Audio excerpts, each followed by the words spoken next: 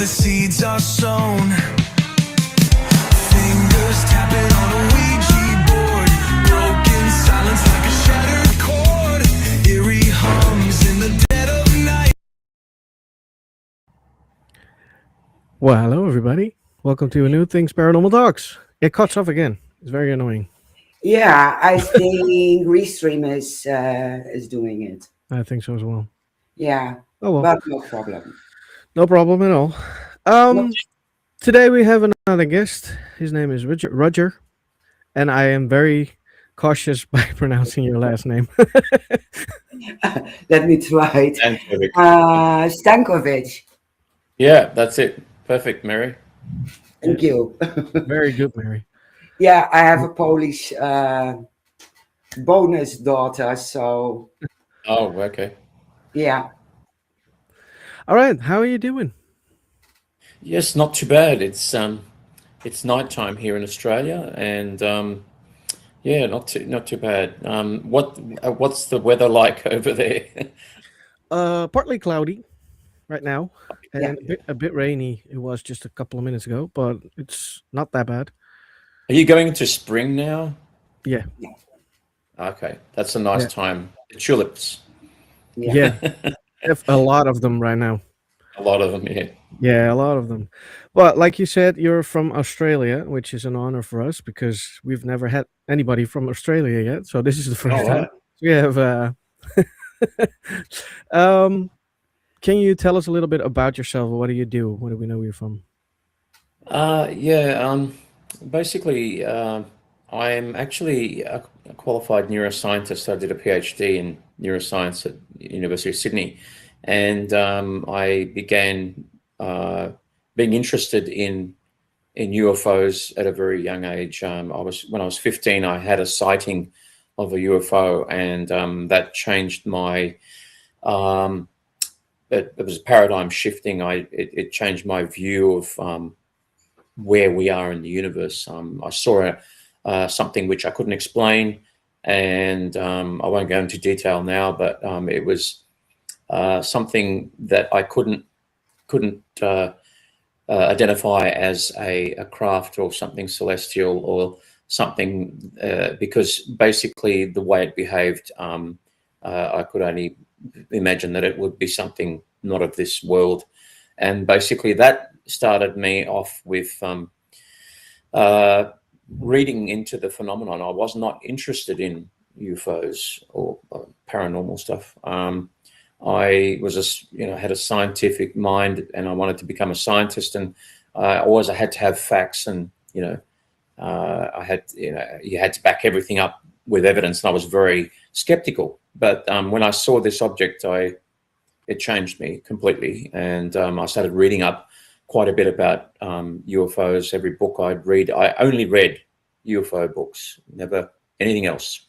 And I just kept reading and reading until I got to the stage where I wanted to get involved in research in the topic, and I started to reach out to people who were prominent in the field, like Stan Friedman and a few other people. They're deceased now, but I would email them, and basically they would respond, and I would do some research with them. And then I began serious research later on as a field investigator with MUFON, and then I became national director for MUFON in Australia and New Zealand very shortly after that, 1 year. And I'm still the national director. And basically, I've been involved in various different parts. Like when you mention ufology, there's various aspects of ufology. We don't just deal with sightings of people that see UFOs or video them, photograph them. What we do, what interests me is physical evidence, and I'm also interested in crop circles and cattle mutilations, where you can actually get physical evidence and test it in a laboratory. And also I've been involved in obtaining material which people are alleging is of a craft that has crashed. So I've actually tested material in a laboratory from pieces of alleged craft that are not made from this on this planet, and we've got some very interesting results. So that's me in a nutshell. Wow, wow, wow. It's a big nutshell. It's a big, Very big nutshell. Because my first question is, did you read a lot about those crashes of those UFOs? But you're diving into it. yeah, I have read a lot about UFO crashes, and I actually went to in 2024. I went with a group of people, my friends, to the United States, and we went to all the major crash sites. If you've heard of Roswell, we Yeah. went to Roswell. We went to the actual crash site in Corona. We went to Kingman, Arizona, where there was a alleged crash with three flying saucers, and we went to Aztec, New Mexico, where there was a UFO crash in 1948. So 47 was Roswell, 48 Aztec, Kingman 1953, and we also went to Socorro landing site in New Mexico, and we also went to San Augustine, which is a not well known but very significant UFO crash site. Yeah. Yeah, you mentioned a few which wasn't familiar for me. Roswell, Yeah. I knew, and that other one in the area of New Mexico. But for the rest, Yeah, yeah. Not many people hear about them. Uh, if you research ufology, just I don't look at a lot of paranormal stuff. I'm not a paranormal researcher. I'm more like UFO researching, and basically, if you specialize in UFOs, then you know, like, you'd know about these crash sites. But because you guys have a very broad range of knowledge in terms of paranormal stuff, a lot of people will probably not know those crash sites. No, exactly, and that's exactly why we want some more UFO researchers in our show as well, because we would like to learn, and I think the people who will watch our channel would like to learn as well, because they are Yeah, sure. interested in paranormal as well as UFO and yeah, aliens, extraterrestrial lives. Um, Now, my question, and I think it's a question for almost everybody, especially if you're a director of MUFON. Have you ever seen one? Yes, that's what started me off researching. So I was not, I didn't know much about UFOs, but when I was 15, I saw what I believe was, it was like a sphere, an orb in the sky, in the night sky, and I started getting interested because of the fact that I'd actually seen what I couldn't explain. I can only describe it as a UFO, an unidentified flying object, because basically it couldn't be described as anything else in terms of, it wasn't ball lightning, it wasn't a plane, it wasn't a helicopter, it wasn't anything like a meteorite or anything like that. And it came up to me and stood in front of me, and then started getting brighter and brighter, and then it did a maneuver, and then it landed, and it lit up the whole area from night to day for a split second. And then I was very frightened, because I was in the middle of at the back of my parents' property. My parents had a property which was quite large. It was 25 acres, 10 hectares, and I was at the in the, I don't know what you say, we call it a dam, just a water for cattle. And the farmhouse was quite a distance away, and we didn't have any neighbors. So I was there near the dam, dark, and I saw this UFO come over, and basically it frightened me. I felt very frightened by the UFO. I didn't know what it was. I didn't know whether it was going to interact with me. And then I got quite frightened, because I thought, what is this? Is it something from another planet? If it is, well, then how am I to react? How am I to, so it frightened me, and I just took off. ran Yeah. away, and Yeah. never looked back, because it landed, and I thought, oh, I don't, it was very, very frightening. Yeah, it's not that I didn't listen about the first story with the UFO. I actually meant the Great One himself.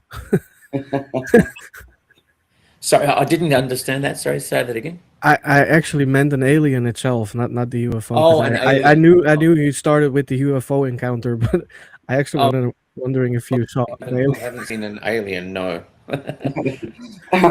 Well, you I hear was a lot of curious. stories or from people who interact with UFOs and landing, and they seem all to miss some time. To miss some time as well.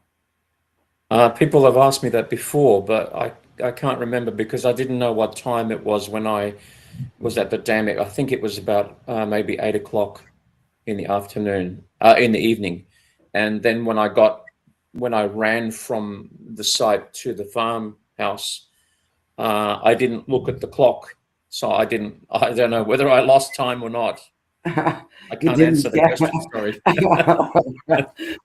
No one was shouting at you because you were late. Yes, yes, exactly. She was saying, where were you? What were you doing? Yeah. Yeah, then you can talk about missing time. Yeah, exactly. It could have been. I mean, I don't know. I didn't have a watch, and it's hard for me to say whether there was missing time or not. Yeah. Was it a big craft? Was that, sorry? Was it a big craft? The UFO? No, no. It was probably maybe it was round, and just like a ball, and basically maybe size of a basketball, or maybe bigger, a little bit bigger. It was about 200 meters away, 300 meters away. Yeah. So, and it didn't stay the same size. It got bigger and brighter. So it didn't stay at the same. It hovered. So it came from the south, and then came across, stopped in front of me, and then grew larger, and then would maneuver, and then down to the ground, and lit up the whole area, Wow. from day to night in 1 second, and then dark again. Yeah. And then I thought, oh, what's going on? What's that? Yeah. Yeah, I can understand that. And like you said, you were frightened. I would probably be pooping myself. Yeah, there was To say nobody the there least. with me. So No. you're alone. You're alone. Nobody there. Yeah. Nobody. No neighbors. We had a neighbor, but 1,000 acres, and the farmhouse is a mile away. Yeah. So it's fairly remote. Yeah. Yeah. Exactly. Mary is very interested in the animal mutilation part because Oh yeah. Yes. how does that So work? am I. 'Cause I have never seen it, and I have to be honest, I've never looked it up because it quite frankly just frightens me a little bit because I think it's very sad for the animals. I don't Yeah. like looking at that. So, how does that work? How do you find those mutilated animals? So the animal mutilations have been occurring since the 1960s, and there was it's been going on earlier than that, but the first major news article ever written was in 1967 from an Appaloosa horse in Colorado that was mutilated, called Lady, or they call it Snippy. So what happens in cattle mutilations or animal mutilations, not only cattle are mutilated, but also horses, other sorts of animal, even wildlife. We've had a kangaroo that was mutilated in Australia, just like the cattle, just cut around the cheek, Yeah. had an anal coring, and nothing, no cause of death. So when cattle are mutilated, they appear there is no cause of death. In other words, they don't know why the cow had died. They have pieces of tissue taken out of the body, but not enough to kill the animal. So it looks as if something has come somehow. The operation, the removal of the tissue occurs within seconds of the animal being.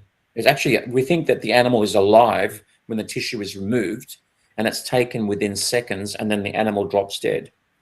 So very unusual in the sense that no cause of death, no struggle. The animal does not struggle. The tissue is removed very quickly, and it's usually soft parts like tissue around the jaw, the jowls, tissue around the eye, ears sometimes are taken, anal coring, in other words, they go into the anus and core it out and then take it out. Udder, the teats of the cow can be taken off, and sometimes when they remove these organs, they do it very surgically precisely. There's been cattle mutilations in Australia where they have removed part of the stomach of the cow, but not cut any other vessels. Just go into the abdomen, take out one piece, one stomach, because the cow has 4 stomachs. In this mutilation, they took out one part of the stomach, and the veterinary surgeon that looked at that examined the cow, he said, I don't know how they took out one part of the stomach without cutting anything else. So it was sort of like an immaculate type of surgical removal of one particular organ. And sometimes the cattle are found exsanguinated. In other words, all the blood is removed from the body, and there's absolutely no blood, and there's no collapse of the vessels. So when you remove blood from an animal, usually the vessels collapse, blood vessels collapse, but no collapse of the blood vessels, and all the blood is removed. It's just crazy. That is absolute crazy. Yeah, and sometimes UFOs are seen at the site where the animal mutilation has occurred.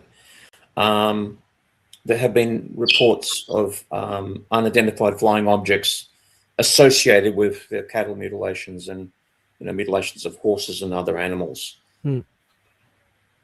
See, now that freaks me out. The things they can It would do. freak me out too, because apparently they have done that to humans. See, now it's getting worse. It's getting worse. Sorry, I don't like them anymore.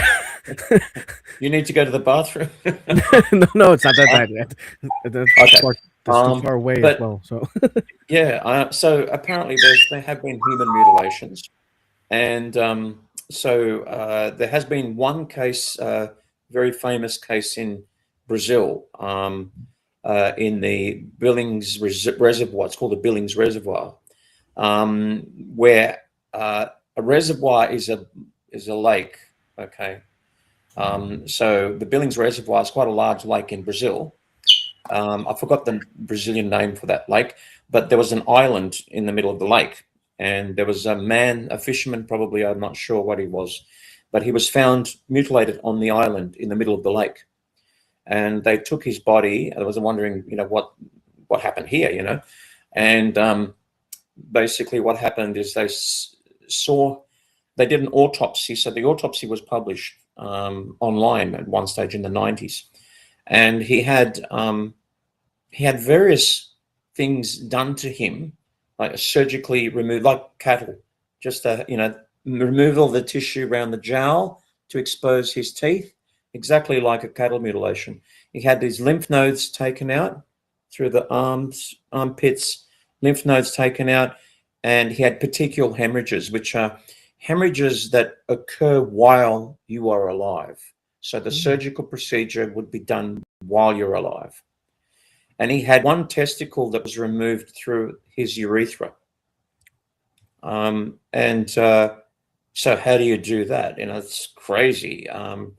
And so he has no cause of death. That won't kill you. You take tissue from your, that's not a kill you. No cause of death. And he had all this surgical, unexplained surgical removal of tissue from his body, very similar to animal mutilations. Very similar. That's very creepy. Yeah, That's not the only one. That's not the only one. There's others. oh my God. Makes me think, if you're alive and those parts are taken from you, if you're an animal or human, the stress level in your body heightens so much. So maybe it's a lethal dose of cortisol in your body, which make your brain stop functioning and your heart stops pumping because of those stress hormones. That, is there anything tested on that? No, not really. They they have. I mean, we have looked at tissue from the cattle. I have got some tissue, and what we do in the laboratory is to make slides for microscopes on exactly where they took the tissue out of. But we haven't looked at anything like hormones or anything like that to stress the end. I think that could be something to do with why the animals, you might have a heart attack during the actual mutilation. It could be quite stressful, you know. But Yeah. I don't know. I don't know whether that could be, like the reason why. It's difficult to say. I mean, they have done tests on the blood, and that there's not any blood there, but whatever's there, the plasma or whatever's left, they have done tests, but they cannot find anything. No anesthetic, no nothing in the blood that will. Oh, actually, I think NIDS did find something, but I can't remember. So this is the National Institute for Discovery Science by Bob Bigelow's team in the 90s and in the 80s and 90s, where he had Eric Davies and all these other scientists working with him, Al Budov. Basically, they did some studies, and Colin Kellner. Basically, they did some studies on either tissue or body fluids of animals that were mutilated, and they found one substance, but I cannot remember what it's called, and it's not fresh in my head. But yeah, it's very difficult. It's still a mystery. We don't know what is going on, why the animals are found usually in very remote areas. Yeah. Like if you have usually they're very farmers that have a lot of cattle and very big land.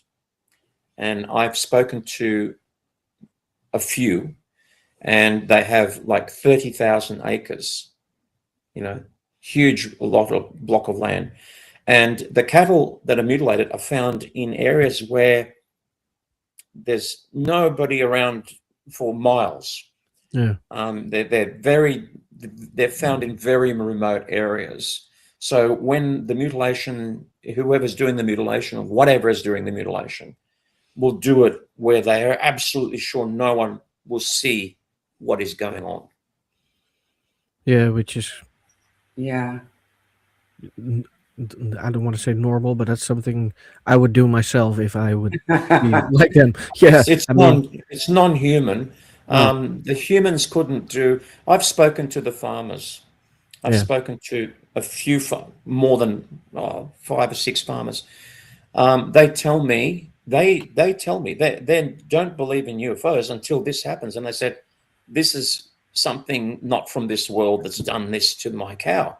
No. Because they know we don't have predators here in Australia. We have dingoes, but some of the dingoes don't even exist in areas where the farms are. No, exactly. So we don't have any predators. How can they, what is doing it? Yeah. Plus the manner of mutilation. It's not. Yeah, well, the human-like. thing is that it can't be a predator, because if it's a predator, it would make a mess. Yep. You'd have fur flying everywhere. You'd have blood on the ground. There's no tracks. There's no fur. There's no blood. It's just the cow or whatever animal. It's collapsed, and it's got the surgical removal, and it's got no blood. And it's almost as if they're saying, whatever's done it is saying, this is a puzzle, work it out. Yeah. But we can't work it out. We cannot work out how they are doing it, and therefore we know we can't work it out. Yeah, it's exactly probably why they stay doing this. Yeah, Keep I doing mean, it. they don't have Yeah. to hide the evidence No. because they know we can't work it out. exactly. Yeah, I've seen similar cases in Skinwalker Ranch because I Yes. follow the documentary, and even those mutilated animals, if there are dingoes or whatever in the area, they don't touch those Yes. remains. It stays Exactly. there and nothing is touching it. Exactly. Yeah. I mean, the predators won't touch the animals. The animal will stay there. It's fresh and it'll just decompose, and nothing will touch it.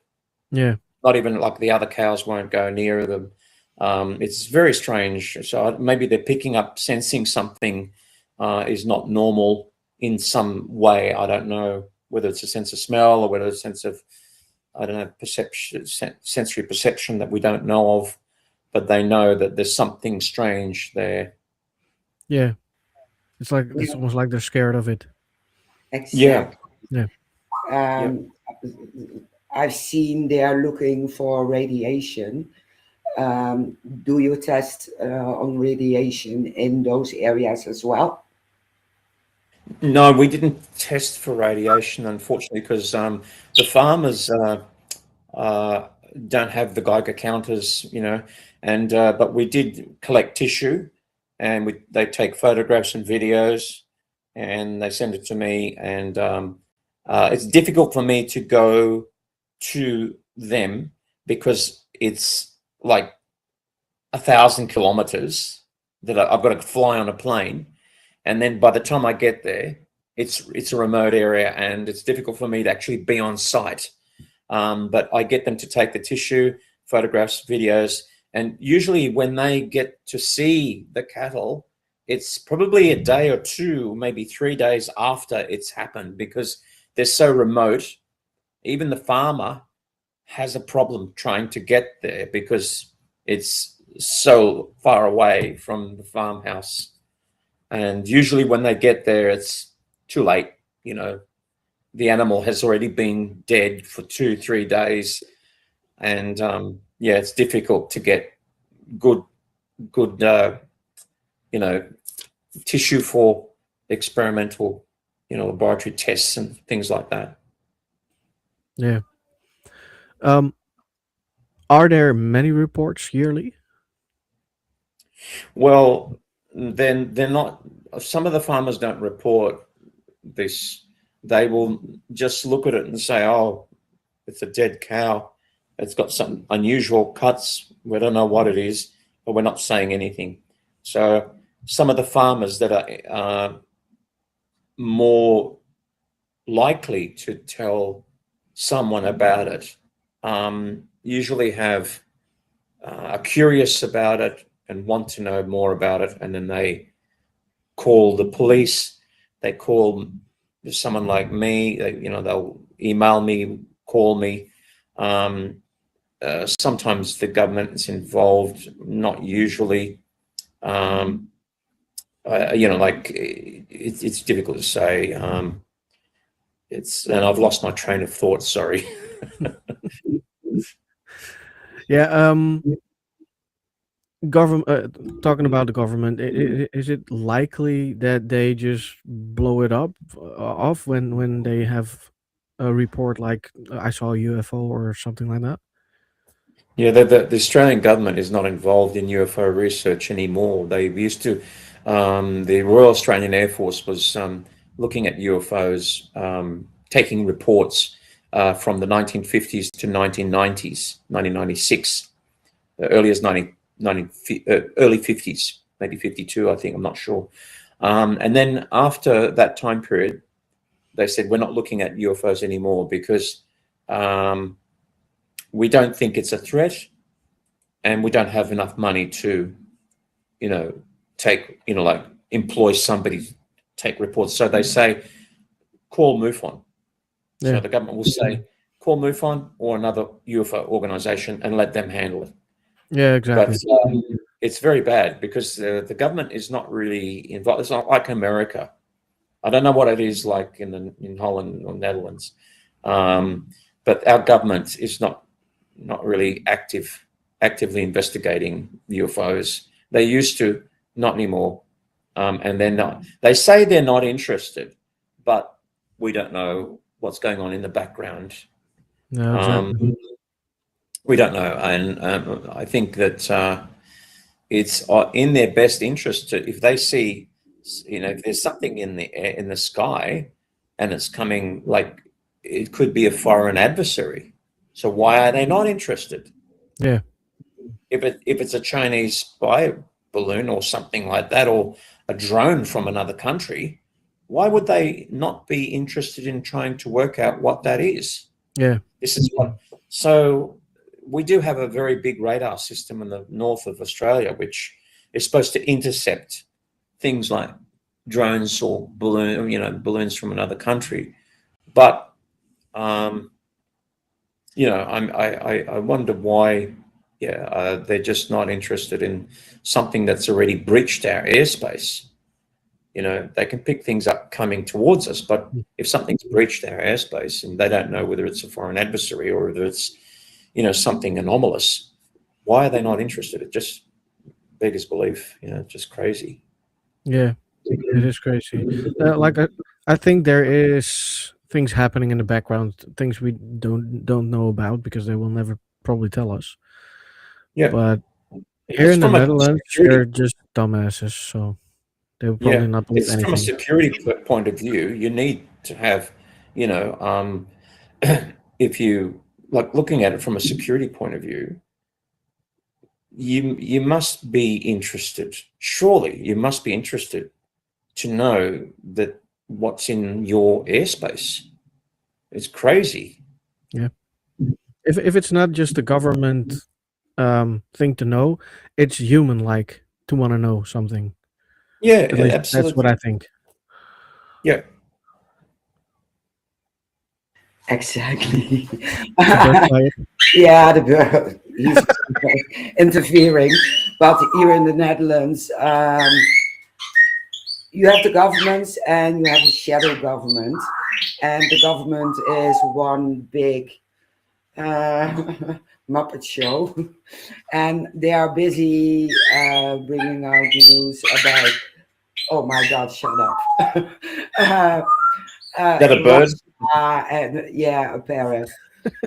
Parrot. But in the background, I think there's an organization linked to the government who is looking into the UFOs because we had Soesterberg and it's even been on TV. And some government people were involved in investigating, but nothing comes out, absolutely nothing. So Yeah. who knows? But that brings me to another question. If he is quiet, some scientists claim is they are from a multiverse universe, so a separate universe, and they are dropping in and dropping out just long enough to do stuff. Do you believe in those universes? Yeah, I think there is a good argument in cosmology, and I think that there's multiverses. I mean, it's a theory, and I mean, I know a little bit about quantum physics. I know a little bit about cosmology. I was very interested in cosmology when I was younger, and I think that it's definitely a theory which is possible to have multiverses, not just one universe. I'm not sure whether they can, like, if there's somebody in a different, like some civilization in a different universe can pop into one, come out. I'm not sure whether that's possible, and that's why we're seeing them. I think it's probably just in our universe, and they can somehow manipulate space-time to get here. Nobody knows how they do it, but there's some theories as to how they can traverse space-time in a way that you don't have to travel at the speed of light. Even if you can travel at the speed of light, which is, like photons are weightless, and basically they can travel from one end of the universe to the other. But to a photon, if you're a photon and you start your travel from one end of the universe and travel to the other end, it's like 1 second to that photon because of time dilation. But for us, if we're observing it, it'll take 14 billion years. So if you're traveling at the speed of light, to you, 1 billion light years is like 1 second. So you don't, because of time dilation. So even if you're traveling at the speed of light, I mean, I don't think they are. I think they're probably manipulating space-time. But if you travel at the speed of light, you're not losing any time. It's just like 1 second for you to get from one place to another. But you can't. Nothing can travel at the speed of light. Einstein's like equation E equals mc squared. There's no way that anything can travel that, because you have to be weightless like a photon. Anything with a mass cannot travel at the speed of light. So I don't know how they do it, but I know they do it. Yeah, they sure do. Yeah. I read somewhere that Mr. Cheeto, President Trump, was supposed to give out some UFO details. Mr. Cheeto, is that Trump? Yeah, that one. Yeah. Yeah, Yeah. I don't know. We're not supposed to talk politics, but I don't like the man. No, neither do I. I don't know why he's president, but he is. He was Not for long. supposed to. No, I don't think so. No, people hate him so much. He's probably going to step down himself if it continues on like this. But he was supposed to give out some information about UFOs, UAPs. Did that ever happen? So I just looked at my X account, and he says he's doing it soon. So it hasn't happened yet. So apparently he has notified Pete Hegseth, which is he's the director of the Department of Defense. I won't call it Department of War. I think it's a stupid term. DOD, Department of Defense. And he's directed Pete Hegseth to actually find the UFO files and release them. And I thought to myself, Kennedy was assassinated when he tried to do that. So I would be very careful if I were him. And also, I'm not sure what files he's referring to, because I think we researchers know a lot about a lot of files, and some supposedly classified files. So I don't know what files he's talking about, and I don't know where they are. What is he talking about? We already know a lot more than what probably the Department of Defense knows. As a UFO researcher, we know, we've seen files that they probably have never seen. So where are they getting these files from? Are they getting them from the Department of Energy? If so, good. But I tell you what, not many. I don't think the President of the United States has the authority to get any documents from the Department of Defense. That's where the UFO files, the very important, very sensational UFO files are, in the Department of Defense. Yeah. Sorry, Department of Energy. Department of Energy. And the only question that comes to mind with me is, what is his purpose by releasing those files? What does he want to do with it? The purpose is for obfuscation of the Epstein files. Yeah, it makes sense. That makes sense. That actually makes sense. It's true. It's true. I'm sorry, but I have to call a spade a spade. Yeah, well, Oh my God! it just makes sense. That's his last thing. He can't do anything more. Like, he has to do something to take the focus off the Epstein files. Yeah, so I don't think he's serious. No. I really don't think he's serious, and I apologize to any of your viewers who are Trump supporters. But I don't think he's serious. No. And he isn't. also, I think, he's said himself, he's not interested in UFOs. No. He's not interested. He's not a man of curiosity, and he doesn't think outside the box. He says he knows that there's a lot of his followers are very interested in paranormal and UFO related material. Yeah. And that's why he's doing it as well. But to also, he's losing in the polls very badly. The Democrats are now, even they think they might win the Senate in November. So don't worry about Congress, and they're going to win the upper house and the Senate. So that he's trying to get back the MAGA base by saying, I'm going to release the UFO files. You're going to love me, Yeah.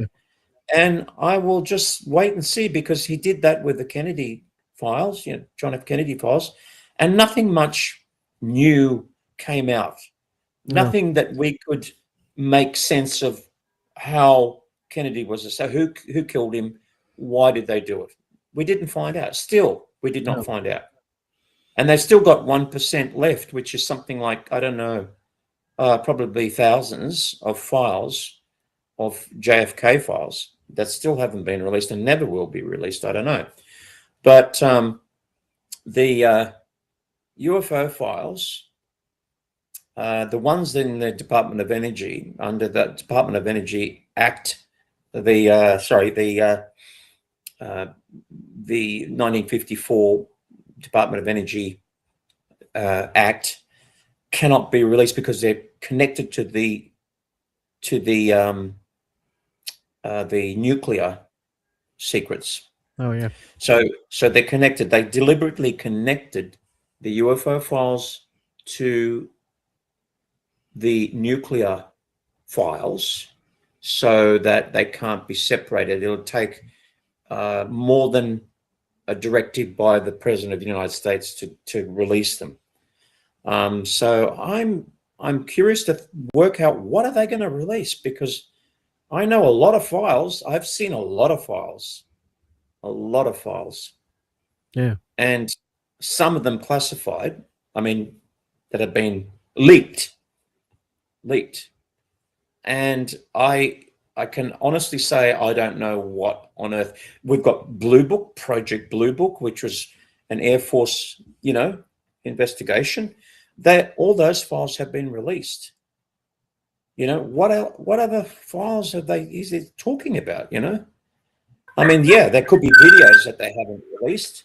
I know the Tic Tac. There's a longer version of the Tic Tac which they have not released. They only showed us one little bit. There's things like that which they can release, but I don't know how much. And if they say, this is going to be disclosure, I don't think it is going to be disclosure, because he's saying that he will disclose the UFO information enough to say that, is it going to be enough to say, yes, this phenomenon is real and we have been visited? Is that going to happen? Is he going to say that? The only thing what he could bring out for disclosure is the proof of those crashes, Area 50, Yes. 51. Yes. That's the only believable file to disclose. Absolutely. And Mary, I absolutely think that if he discloses the Roswell files, I will kiss his feet. I don't like him, but I will kiss his feet if he releases the Roswell files. Because probably we have that precedent after that. Yes. Most definitely. Yes. But the thing is that the Roswell files, they said that they were destroyed, or there's nothing exists of the Roswell files. And they looked at the Department of, what's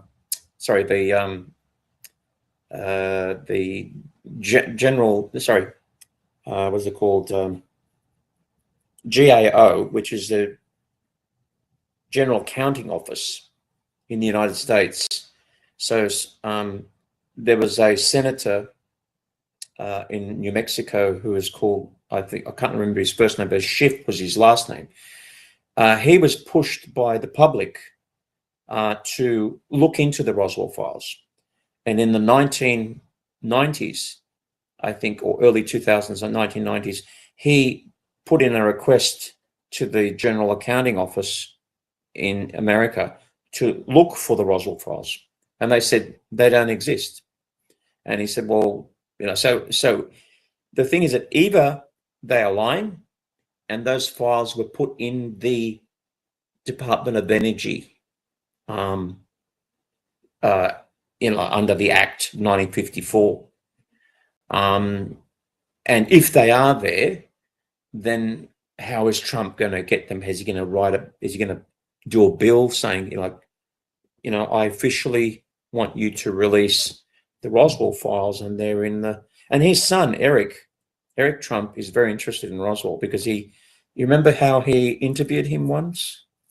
He said, oh, tell me about Roswell. And then Eric said to his father, Donald, said, what can you tell me about the Roswell fire, Roswell incident? He says, oh, Trump says to him, oh, it's very interesting, but, a lot of millions of people are so interested in it, but I can't say too much about it, So maybe he does know something. I don't know. I mean, sometimes he says things like that just to bait people, and just to make it look as if, oh, I know something, but I can't tell you, so it's, that sort of, shenanigans. Mm-hmm.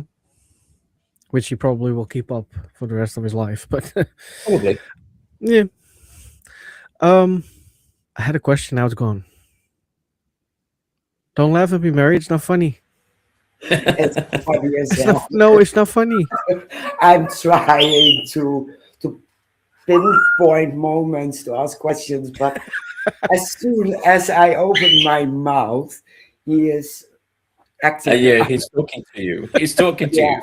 Yeah. Every time you talk, Mary, he's talking back. Yeah.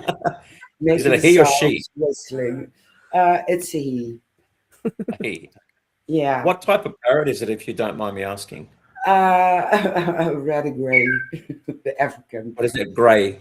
African gray. Yeah. Very intelligent birds. Too intelligent. Yeah. Very. So I'm going to ask the question anyway. So to the listeners, sorry, my bird wants to be put in the podcast. But back to your job as a director, I think. There's a UFO sighting. Can you take us on the road? What you do to make sure it wasn't Starlink or whatever? Yeah, so with our what we have, we're field investigators from MUFON, and what we do is we have a database, and the database people report. They know we exist. They can Google up, report a UFO, and then MUFON comes up in Google, and then they go into our website, and then they can report what they see, and they can attach videos and photos of what they've seen, but they have to write a description, put their name, address, telephone number, so we can get back to them. So what happens when we receive the report, we contact them either by calling them or having a video conference or emailing them, and we ask them further information. And what we do, we try and work out what they have seen. What we try and do is we try and debunk it. So I know that sounds weird. That sounds contrary, but we try to find a reason for what they have seen. If we can't find a reason or can't explain it, then we call it a UFO or unknown, So what we do is we look at the video or the photograph, or if they don't have a video and photograph, just look at their explanation. And then what we do, we go into websites like WebTrack, which will track aircraft in that area. Sometimes it works, sometimes it doesn't work. If it's in a remote area, we can't use that software. But what we can do, if it's near a city, we can locate the date and the time that they saw the object and which part of the sky, and we can work out whether there was a plane there, you know, an aeroplane or a you know, a helicopter or something else, because they all have transponders, and we can work out, oh, they actually saw a plane. You know, they thought it was a UFO, but there was actually a plane. Sometimes planes can look odd. You know, they don't have the, you see them on a certain angle and you think, oh, that's weird, but you know, it's actually a plane. So we can use that. We can use celestial software. So we can actually use software that actually will tell us exactly what was in the sky where they were looking at, if they give us the time and the date and where they are, you know, which town they're in. So we can actually then say, oh, they were looking at Venus, you know, mistaking Venus, because we know that Venus is exactly in that area where they saw the UFO, you know, the alleged UFO. Otherwise, we can also use other bits of software like satellites. We've got satellite tracking software, and we've got, this doesn't work very well, but also space debris. We can track space debris. So we can work out whether it's a satellite that they saw or space debris or something else. So we can eliminate. If we cannot do that, if we can't find an explanation for what they've seen, or sometimes you can look at the video and say that's an insect, but it's very close to the camera, but it looks like a UFO from a distance. But sometimes they just, you know, or lens flare. Lens flare is where you see a very bright object like the sun or the moon or a street light or a car headlight, and then they see a little, like a little dot of light. What happens? The light comes into the camera from the big source, like the moon or something like that, and it reflects back. And you can see, they think it's a UFO, but what we do, we say, did you see it with your own eyes? And they said, no, it just appeared on the film, you know, on the photo. It means it's lens flare. So you can usually explain everything that they see up to a certain degree, where if we've covered everything that we think we can do, and we still can't explain what they've seen, then we call it a UFO. And we can't do any more than that. We can't prove that it's extraterrestrial because we've got to have the craft, you know? Yeah. You have to have the physical evidence, you know, to say, okay, I got a craft. I can prove it. Here it is, you know? Yeah. Yeah, which, yeah, understandable. Is there any time when you or investigators go on the road and you explain to the people like it's a lens flare or anything, that they start being very angry with you and you don't believe me? How many times does that happen? Yeah. So we do go on. Oh, that's a two-pronged question. So we do go on the road sometimes. It depends. We only go on the road if there's physical evidence. So there was somebody reported that a craft had landed on the ground, and I had to go. I had to drive there, and they showed me the paddock, and they showed me where it landed, and there was a patch of where no grass would ever grow. And then I took the report, and I, you know, took photographs, video. So we do go out to people. Sometimes they come. I had one person who lived not far away from me, and he saw a UFO, and I said, come to my house. So he came over to my house and I interviewed him. But very rarely that happens. It doesn't happen that often. So we don't need to go out to the site because we are located, Australia is a big continent. And if we had to go out to every report, we get about 150 reports in a year. If I had to go to every place, I would be traveling everywhere and it cost me a fortune. So we can't do that. You know, there's 16 investigators, and they're, you know, we've got them in every state except Northern Territory and Tasmania. But we don't have the resources to go out. If there's physical evidence, we will go. Yeah. And your second part of the question was if they get angry. I only had a couple of times where somebody in New Zealand had seen a UFO and he photographed it, and the news got around, and a reporter rang me, and she said, this guy has photographed a UFO, and he contacted me first, and I said, okay, I'll investigate it. So he gave me all the information, gave me photographs, told me where it is, and I said, well, like, did you take a video? No, just took photographs.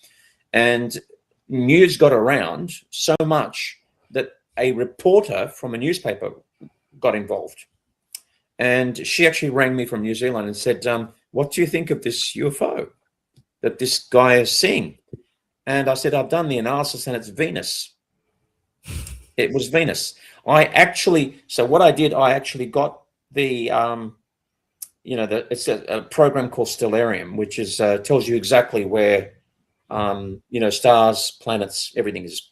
Yeah. So he took a photograph of the UFO, and I lined it up exactly with Venus. And he got very angry with me. And he said, you don't understand. I've seen this. It was in my, it's always there. I says, yeah, it's always there because it's a bloody planet. Yeah. And he got very angry with me. And often, like 99% of the time, we say, oh, sorry, it's an insect close to your camera or something, and they're okay. I got one video where there was a light that came into an infrared camera for somebody's camera that they have in the backyard. Yeah. And it looked very unusual.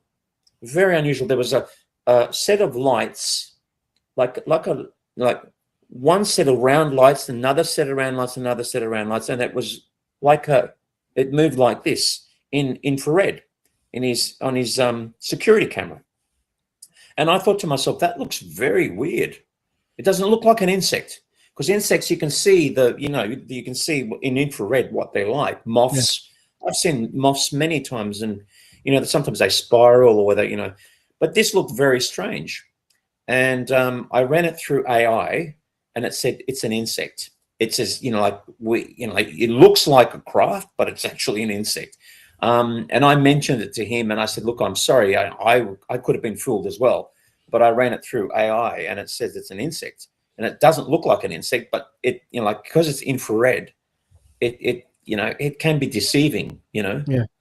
Yeah. But most of the time, the people take it very, very well. They say, oh yeah, you're right, but sometimes they don't like the answer. No, they want it to be they want it UFO. to be a UFO. Yeah. We had one case where a lady was driving in Queensland, and she saw an object on her left-hand side, which was a green teardrop-shaped object. It came down and it pushed her vehicle to the other side of the road. It actually hit her vehicle, and it didn't damage her vehicle, but pushed it. And then we got dust samples off that vehicle, put it in the laboratory, ran laboratory tests. We looked at the dust samples of the vehicle, and we found a very unusual alloy of that dust sample of copper barium, which is not, it's a superconductor, and it's very unusual to find that on her vehicle. So did this copper barium come off that object that hit her vehicle? We don't know, but she wrote a book about it, and we had done electron microscopy analysis on it. There's a paper that was written up, scientific paper that we wrote up on it. So sometimes you get very unusual, very interesting cases where there's physical evidence. The vehicle was pushed off the road, and luckily she came back onto the road. She didn't crash, but very, very unusual cases that we get sometimes. Yeah. Yeah. But 95% of the cases we can explain easily. Did you encounter a case which involved an abduction in New Zealand? In New Zealand? Yeah, or New England? Yeah, in New Zealand, there was one case where it wasn't an abduction, but there was a man who couldn't sleep at night. He lives close to the ocean, not far away, and he was just finding it difficult to sleep. And he got up and walked. He got a glass of wine, just one glass of red wine. Walked to the ocean front. It was about 2 or 3 o'clock in the morning, and he had a bit of wine. He wasn't drunk. He was just had a little bit of wine, thought, I can't sleep, so I'm just going to go to the ocean front. And he looks out to the ocean front, and there is a UFO above the ocean, and it's sending a beam down, and it's scanning the ocean, and he can see it, and he's thinking, what the hell is that? And then all of a sudden, one split second, the UFO is on the beach next to him. And then a creature comes out of the UFO and comes up to him, and then projects in his mind, the creature projects, there's plastics in the ocean. You should be really concerned about it. Like that. And he went to touch it, and then basically his whole body froze, and he had a fear of dread come over his body, because he wanted to see whether it was real. And then all of a sudden he blacks out and the creature's gone. So not an abduction, but something where close encounter with an extraterrestrial. What can we say? Yeah. You know, and I've interviewed him, and he is very credible witness, extremely credible witness, very intelligent guy. He would never make it up, and highly intelligent. He's professional, and he swears this is what happened. Yeah, I don't think you make that kind of stories up. No, he didn't want publicity either. No. He just reached out to me and told me the story, and I found him very credible, very credible. Yeah. We've had abductions before. There's a number of people that say that they've been abducted, but the thing is that we have one of our investigators she specializes in that area, so she looks at all our abduction cases and interviews the witnesses, and it's difficult to say whether they're legitimate or not, because you need evidence. Anything physical, any sort of physical evidence that we get, or if there's more than one person, multiple witnesses to the abduction, otherwise you can't substantiate them. People can say, oh yeah, I got abducted, I remember. Usually they're in bed, but like, where are the abductions that happen where you're not in bed? It's daylight, or you're driving on the road, like the Betty and Barney Hill incident. They're the really interesting ones. They're the really interesting ones where we can rule out hypnagogia, which is where, as you're about in your bed, you're about to go to sleep, and you're either awaking from sleep or going into sleep. There's that period of time where your brain sees hallucinations, and you think you see creatures in your bedroom, because it's a psychological thing, not a psychological thing, but it's a sleep wake type phase of your brain where it can make things appear that are not there. I like the abduction ones where they're not in their bed, they're out in the forest, they're driving, or it could be day and night, but they're the interesting ones. Yeah. Because you're not asleep, you're wide awake. Yeah, those are very interesting. Have you ever heard or been to a witness that has an abduction case, but has clear evidence like a chip or anything? Because you hear a lot of stories about chips or tracking devices that are implanted in their bodies. Did you ever encounter something like that? Yes, I've had witnesses tell me that they've had implants, and they've shown me photographs of the implants. But when I ask them to give me the implant to test, I never hear back. Never hear back. I So heard about that a yeah, lot of times. Yeah. yeah. Because I'm very interested in implants. If they could, like, if somebody's had an implant and that's been extracted, surgically extracted, and like, yeah, well, I'll test it. I've got the facilities to test it. Absolutely. We've got scanning electron microscopes. We've got access to a lot of different equipment in the laboratory. Cool. And some of the implants are very interesting. I've heard of Roger Lear's. He's deceased now, but he was a scientist who was interested in implants, and he looked at various implants that he extracted from people, and some of them can be described as carbon nanotubules, which supposedly have special properties that these implants could be just like, you can put a chip in your dog to, work out, where it is, or like a GPS system. This is what they're thinking. It could be some sort of micro nanoparticle type device that enables you to locate someone with a GPS system, Yeah. I've heard of, like some theories of that, where the aliens can actually determine where you are if you move house or you're on the road or whatever. They know where you are. Yeah, I think there's some legitimacy, and there is a very good documentary called The Seventh Patient. I think you should look that up. It's a guy who had an implant in his leg. Very, very convincing. Very interesting documentary. Yeah, I'm going to write that down right now because now I want to watch it. Yeah, I think that's what it's called, The Seventh Patient.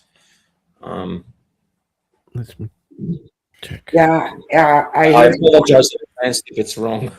Sorry, Mary. No problem. I heard of a case. This guy had an implant in his earlobe, and if they tried to remove it, it moved to a different place. Yep. And Yes. they couldn't extract it. So probably you have to wait till he dies to get it up. Yes, I've heard of that before as well, where that the implants do move, which is very strange because they don't want to be extracted. Like they can sense something trying to extract it, and it just all of a sudden it just moves. And I'm thinking, what the hell? It sounds so bizarre, but I've heard of that before as well. Yeah, but nano technology does the same thing. It moves on its own in the area of electricity, magnetic fields. So it might be something like that. Maybe a part of a pattern. Yeah, could be. Yeah, I don't know. I haven't tested anything, but I would be very interested if somebody had an implant that they could send me. As I said before, I have had maybe 5 or 6 people who have told me, like emailed me saying, I have an implant, and they've even showed me photographs of it. And I said, well, can you send it to me? I want to test it, because it hasn't been tested. So because they don't know who to send it to. But if they send it to me, I can test it, no problem. But yeah, then I just lose contact with them, and they think, they want it back or something like that. And if they test it, it'll be, destroyed. But we've tested material from a alleged craft, and I had one from Russia where I don't know whether you guys are paranormal investigators. Do you know what an apport is? No, I've never heard of it. Apport, A-P-P-O-R-T, apport. It means that something appears out of nothing, just materializes. Yeah.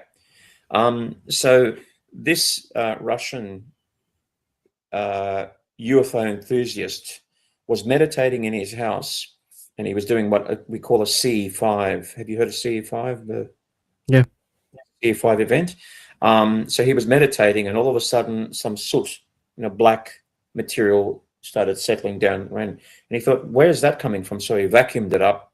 He meditated again in his house, windows closed, doors closed, and he found this soot again. And then he had some telepathic message coming into his head from an alleged entity alien saying, don't vacuum it up. This is pieces I'm giving to you from my craft that crashed on the earth 12,000 years ago. So he picked it up and he sent it to the United States for testing. He sent it to MUFON, and he sent it in a parcel, and the parcel was stolen out of the mailbox in the post office. So he sent another one, and I received it. They gave it to me. I went to the United States. I did a conference there in Dallas. I took it to Australia and we analyzed it, and it's very interesting. It's like a very light aerogel, and we can't explain exactly why it's constructed the way it is.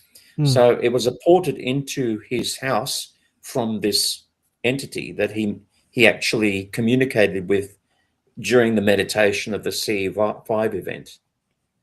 Wow. So it's another one where we got a piece of material. I flew it to Australia and we tested it. We did some very, very advanced analysis on it.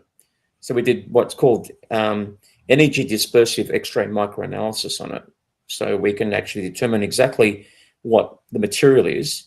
And it also had carbon 60 in it, which means it must have been in outer space and being hit by cosmic rays. So it was very, very interesting bit of material, which has, we've written a paper on it, but I want to publish it in a journal for paranormal research or some UFO related journal. It's very interesting. It is. Definitely. Yep. She's wowing without the mic. Yeah, I'm cautious. I wish that I had some material. Yeah. It's very cool. Yeah, actually, I held it in my hand and I thought, oh, I can't even, there's like nothing in my hand, just really simple, lightweight. 0.003 grams per cubic centimeter.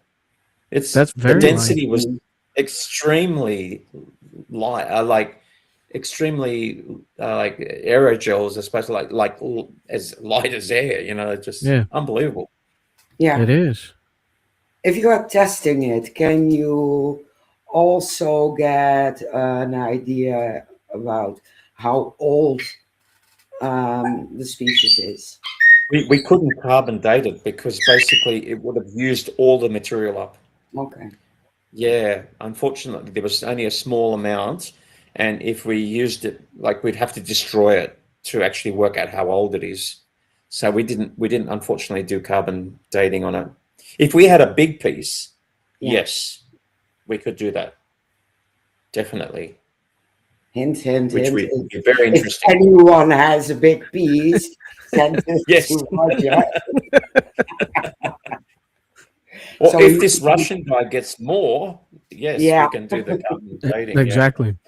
But unfortunately, the first lot of material, as I said, was stolen out of the post office box. They turned the cameras, they turned the security cameras away from the boxes, and then the next day, the box was broken into and stolen. Men in Black. Men in Black, yeah, who knows? Could be. Could be. Yeah, probably. If CIA, maybe, I don't know. could Yeah. be. Could be. FBI, CIA, Men in Black. Yeah. Yeah. Also, Can- when I went to America, the Roswell Museum, I went there and took a photograph of the material. There was some bits and pieces of metal that they found in the debris field by a guy called Frank Kimber. He's a researcher. And when I left, maybe a week or two later, somebody stole material out of the Roswell Museum. All those little bits and pieces of metal were stolen. somebody came in and stole them. So not only they stole the MUFON stuff, they stole the metal out of the Roswell Museum. And it's just like, you know, who's stealing all this stuff? You know, why are they doing it?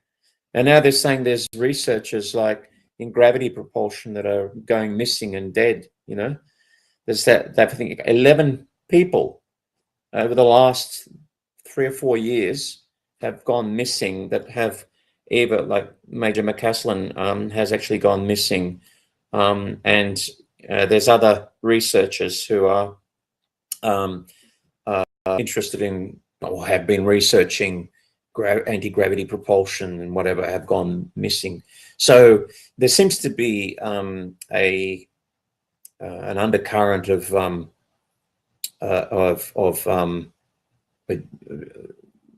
dubious nature that's actually being promulgated by, I don't know who, but it seems as if somebody is trying to undermine society from actually getting to know exactly what, you know, we really want to know, what, you know, the nitty gritty behind what is behind this phenomenon, you know? Yeah. You can on the MUFON site itself, you can make reports, if I'm correct. Yes. Yeah. Is Yes. that worldwide or just country-wise? Worldwide. It's when you make a report from your country, it will go to that country. So the server is in the United States. There's only one computer where all the information goes into, and then it sends it to that particular country that it's from. So I can investigate other countries as well, but I'm too busy with my own country, you know. So I just do Australia and New Zealand. I just do those two countries. But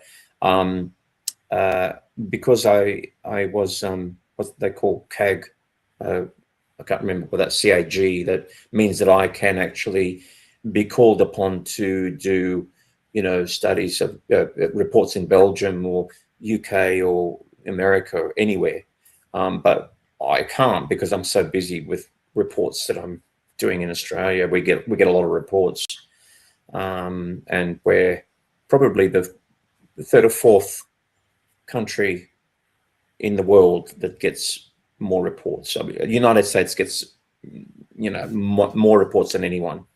They got like thousands upon thousands of reports, and we're up to when the database started in 2000, we're up to 150,000 reports already. But a lot of those cases are not, you know, I'm not saying that they're all UFOs. That, you know, there's 99%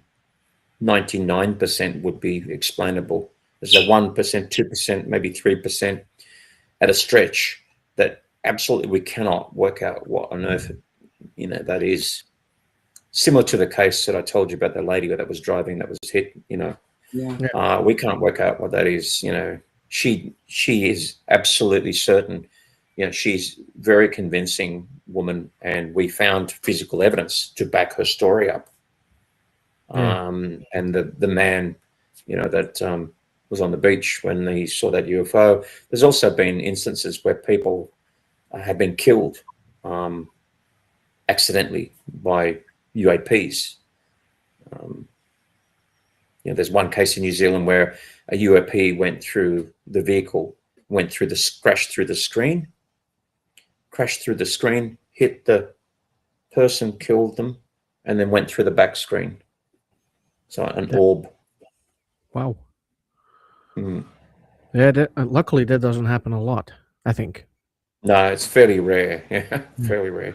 It did happen in the United States where a policeman was actually driving and he saw an object and it hit his windscreen, but it didn't penetrate it, and it bent the aerial the wrong way, and that car is still in a museum. So I heard about that. Yeah. Yeah, that happened in the 1980s, 1980s. Yeah. I think I heard that a couple of weeks ago. Yeah, yeah. It's been, that story's been obviously around for quite decades, but similar to what happened in this case in New Zealand, where unfortunately the driver was killed. But the police officer did not. Obviously, he fell unconscious and hit his head on the steering wheel, but the object didn't penetrate the window. But he had damage to his retina in his eyes because of the light, and the object did some very strange damage to his vehicle. Yeah. That can't be really explained by any. His headlights were busted. Aerial was bent the wrong way. Like if it was coming towards him, it would have been bent like that. It was bent the other way. Very weird. Very weird.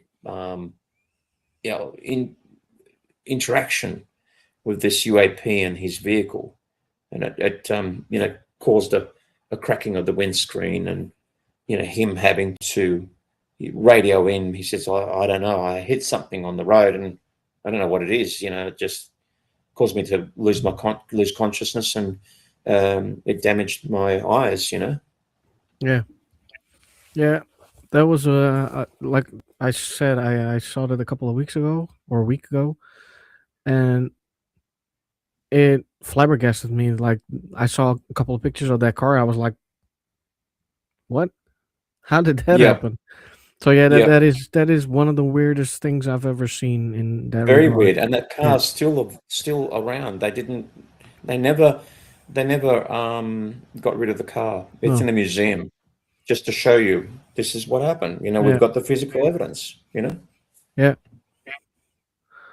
Yeah, that was the weird thing. Yeah, Yeah. absolutely. I'm out of questions. I just wanted to say we asked a lot of questions, and I am actually out of questions, and we are entering the end of the show. So, if people want to follow you, if you are able to handle a lot of people following you, where can they follow you?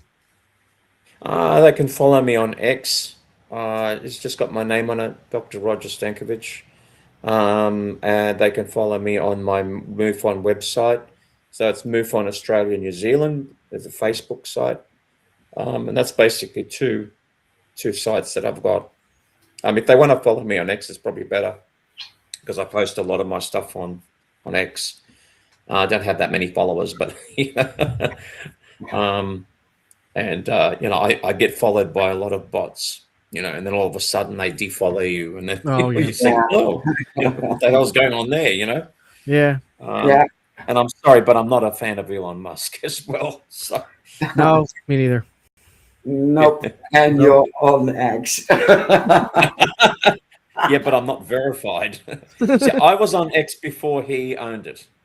Yeah, me too. It was Twitter. Yeah, it was Twitter. I loved it. Yeah. I still call it Twitter. Yeah. Yeah, me too. Yeah. I think X is stupid. It is. It's Twitter. All right, Roger, thank you so much for coming on our show. Yeah. Thank you for having me. It's interesting talking to you. Yeah, it was definitely. This is one of the most interesting conversations about UFOs I've ever had. So yeah, you should come back again. I will if you. Moment we can discuss and debate with two others. Just popping up in my head. We talked to Mike Ricksecker about UFOs, UAPs, and we had one from Scotland. I forgot his name. Malcolm Robinson. Oh yeah, Malcolm. Yeah. Yeah. So we could do a 5-some. Oh yeah. Yeah. See if we can brainstorm about things. Yeah. Yeah, that would be good. Definitely. That would be great. We do that. Definitely. Yeah. I will click everybody in the back, and we will end with our little bit of music as we always do, and then we finish up. Yeah. Well, thanks for having me on. Great. Thank you for coming on. No worries. All right. Thank you, everybody.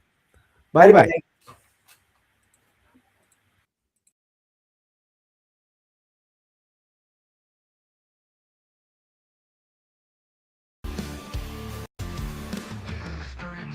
Thank you.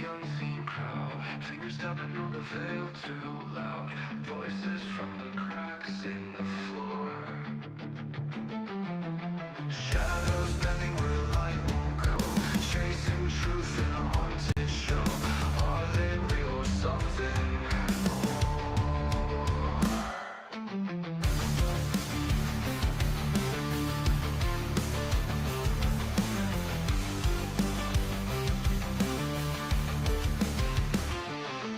Psychic dreams or skeptics grin. Ghosts of questions circling within.